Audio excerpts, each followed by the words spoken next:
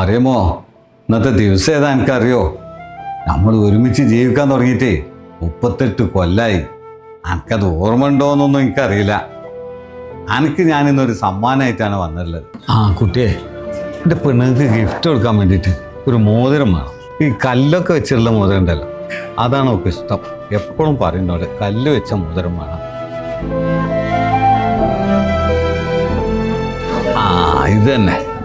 ഇത് തന്നെ വേണ്ടത്. ഇത് ഒക്കെ പറ്റും. എന്നാ ഇത് എടുത്തോളിട്ടോ. എന്നും എന്നോട് പറയുമല്ലോ ഒരു കല്ല് വെച്ച മോതിരം വേണമെന്ന്. ഇന്ന് അതേറ്റാണ് ഞാൻ വന്നുള്ളത്. എന്നാ ഞാൻ മറന്നിട്ടൊന്നുമില്ല കേട്ടോ.